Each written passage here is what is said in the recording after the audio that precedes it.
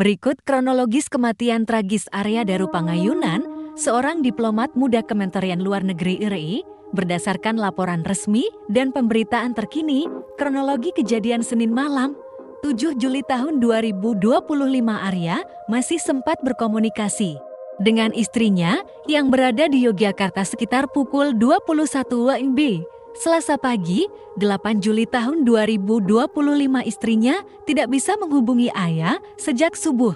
Ia lalu meminta penjaga kos di Jalan Gondangdia Kecil No. 22, Menteng, Jakarta Pusat, untuk memeriksa kamar. Pukul 8.30 WIB penjaga kos membuka paksa pintu kamar yang terkunci dari dalam. Arya ditemukan terbaring di atas kasur, tubuh tertutup, selimut biru dongker, dan kepala terlilit lakban kuning. Setelah penemuan polisi segera melakukan olah TKP. Tidak ditemukan tanda-tanda kekerasan fisik atau barang hilang. Jenazah dibawa ke RSCM untuk otopsi. Profil singkat Arya usia 39 tahun, asal Sleman, Yogyakarta. Pendidikan, hubungan internasional, Universitas Gadjah Mada. Karir, pernah bertugas di KBRI Yangon, Dili, dan Buenos Aires. Terakhir, menjabat sebagai diplomat ahli muda di Direktorat Perlindungan WNI. Status penyelidikan polisi belum menyimpulkan penyebab kematian sebagai pembunuhan. Rekaman CCTV dan keterangan saksi sedang dianalisis. Otopsi masih menunggu izin keluarga. Kematian Arya menyisakan banyak tanda tanya dan duka mendalam, terutama bagi keluarga dan dunia diplomasi Indonesia. Atau dokumentasi resmi terkait kasus ini, aku siap bantu. Arya Darupangayunan terakhir terlihat di rekaman CCTV pada Senin malam, 7 Juli tahun 2025, sekitar pukul 23.30 WIB.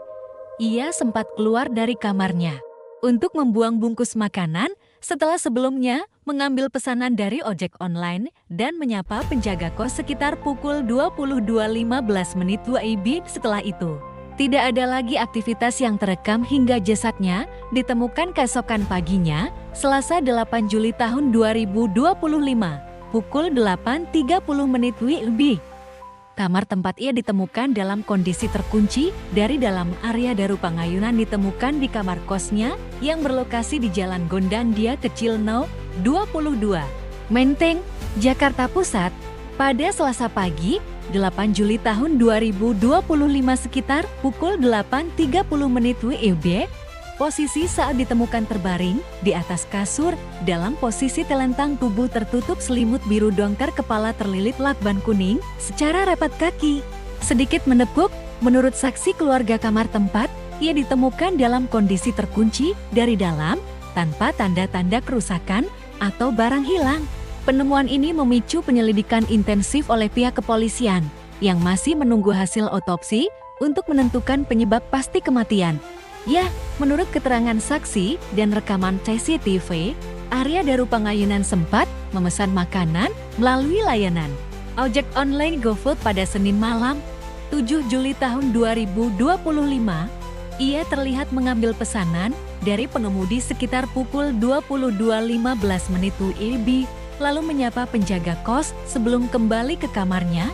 Beberapa saat kemudian, sekitar pukul 23.30 WIB, Arya sempat keluar kamar untuk membuang bungkus makanan, yang menjadi aktivitas terakhirnya yang terekam CCTV. Berdasarkan informasi dari penyelidikan awal, jumlah petugas keamanan security yang bertugas di indekos tempat Arya Darupangayunan tinggal pada malam kejadian adalah 1 orang.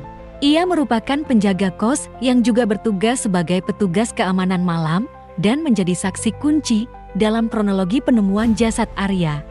Detail penugasan security yang bertugas, 1 orang shift malam. Senin 7 Juli tahun 2025 hingga pagi 8 Juli tahun 2025 security yang tidak bertugas, tidak disebutkan secara eksplisit, namun tidak ada pergantian shift atau tambahan personel yang tercatat dalam laporan awal. Petugas tersebut sempat disapa oleh Arya saat mengambil pesanan makanan sekitar pukul 22.15 WIB dan juga menjadi orang pertama yang diminta oleh istri Arya untuk memeriksa kamar pada pagi harinya berdasarkan informasi dari laporan awal dan saksi di lokasi indekos tempat Arya Daru Pangayunan, ditemukan jumlah petugas keamanan yang bekerja di lokasi tersebut adalah 2 orang secara bergantian dalam sistem shift siang dan malam. Rincian penugasan shift malam 7-8 Juli tahun 2025. 1 orang bertugas, yaitu penjaga kos yang juga menjadi saksi kunci. Shift siang, 1 orang lainnya bertugas menggantikan pada pagi hingga sore hari. Namun, pada malam kejadian, hanya 1 petugas yang aktif berjaga dan tidak ada pergantian shift hingga jasad Arya ditemukan keesokan paginya. Petugas tersebut juga yang pertama kali diminta oleh istri Arya untuk memeriksa kamar setelah Arya tidak merespons panggilan. Jumlah pasti penghuni kos di Guest House Gondia, tempat Arya Daru Pangayunan ditemukan, belum disebutkan secara eksplisit dalam laporan resmi. Namun, berdasarkan keterangan saksi dan media, gambaran penghuni kos Gondia Kos terdiri dari beberapa kamar, termasuk kamar keluarga dan kamar individu. Kamar sebelah kanan umumnya dihuni oleh penghuni lajang atau belum berkeluarga. Kamar sebelah kiri dihuni oleh penghuni yang sudah berkeluarga. Ada tetangga kos yang menyebut Arya jarang terlihat dan sempat dikira sudah pindah. Meskipun tidak ada angka pasti, informasi ini menunjukkan bahwa kos tersebut memiliki jumlah penghuni yang cukup beragam, baik individu maupun keluarga. Jika kamu ingin saya bantu menyusun dana visual atau analisis sosial dari lingkungan kos ini, aku bisa bantu dengan pendekatan kreatif dan investigatif berdasarkan informasi dari laporan media. Guest House Gondia tempat Arya Daru Pangayunan ditemukan memiliki setidaknya 105 kamar, atau lebih tepatnya kamar dengan nomor 105 adalah tempat korban tinggal. Namun, belum ada konfirmasi resmi mengenai total jumlah kamar di seluruh bangunan. Yang diketahui, kamar nomor 105 berada di paling ujung lorong sebelah kanan, dekat pintu masuk. Kos ini memiliki 2 sisi lorong, sebelah kanan untuk penghuni lajang, sebelah kiri untuk penghuni berkeluarga berdasarkan informasi dari laporan media. Guest House Gondia tempat Arya Daru Pangayunan ditemukan memiliki setidaknya 105 kamar, atau lebih tepatnya kamar dengan nomor 105 adalah tempat korban tinggal. Namun, belum ada konfirmasi resmi mengenai total jumlah kamar di seluruh bangunan. Yang diketahui, kamar nomor 105 berada di paling ujung lorong sebelah kanan, dekat pintu masuk. Kos ini memiliki 2 sisi lorong, sebelah kanan untuk penghuni lajang, sebelah kiri untuk penghuni berkeluarga. Berikut adalah analisis investigatif. Awal kasus kematian diplomatik muda Arya Daru Pangayunan disusun berdasarkan pola kronologis, fakta lokasi, temuan forensik, dan interpretasi psikososial. Analisis ini tidak dimaksudkan untuk menyimpulkan secara final, melainkan merangkum berbagai kemungkinan dari perspektif investigatif. 1. Kronologi kritis 7 Juli tahun 2025 malam Arya memesan makanan via GoFood, mengambilnya pukul 22.15 WIB, menyapa penjaga kos, lalu kembali ke kamar. Terakhir terlihat pukul 23.30 WIB saat membuang bungkus makanan. 8 Juli tahun 2025 pagi istrinya gagal menghubungi Arya. Sejak subuh jasad ditemukan pukul 8.30 WIB. Terlilit lakban dan tertutup selimut di kamar terkunci dari dalam. 2. Temuan TKP dan anomali tidak ada tanda kekerasan atau perlawanan. Kunci pintu dari dalam dan tak ada bukti akses eksternal. Lakban melilit kepala dengan rapat, sebuah metode yang sulit dilakukan sendiri tanpa refleks tubuh melawan. CCTV tidak menunjukkan orang lain memasuki kamar. Makanan telah dikonsumsi sebagian, menandakan Arya masih beraktivitas sebelum meninggal. 3. Forensik toksikologi hasil awal menunjukkan tidak ada jejak obat berbahaya dalam makanan. Obat sakit kepala dan lambung ditemukan di kamar sesuai dengan riwayat kesehatan Arya. Sidik jari di lakban hanya milik Arya, menguatkan dugaan bunuh diri, tetapi tidak mutlak. 4. Psikologis dan sosial Arya dikenal pribadi pendiam. Minim interaksi sosial dengan penghuni kos lain, dikenal sebagai pekerja keras dan tidak banyak bicara.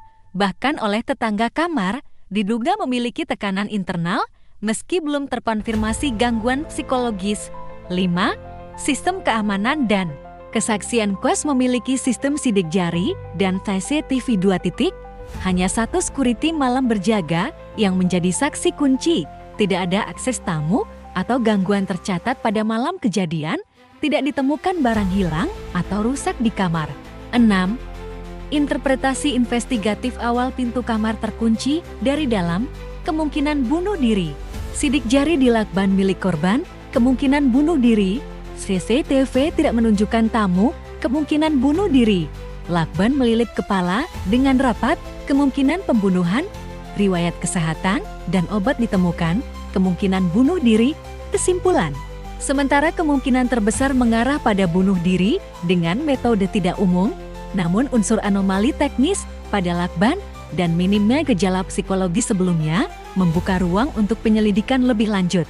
Ini bukan kasus yang dapat disimpulkan hanya dengan data teknis, perlu pendekatan multidisipliner termasuk psikologi forensik dan rekonstruksi perilaku. Skenario bunuh diri dengan menggunakan lakban adalah sesuatu yang sangat jarang terjadi dan secara teknis serta psikologis tergolong ekstrem. Namun, dalam kasus seperti Arya Darupangayunan, sejumlah analis dan kriminolog mencoba menguraikan kemungkinan tersebut berdasarkan temuan di TKP dan pola perilaku.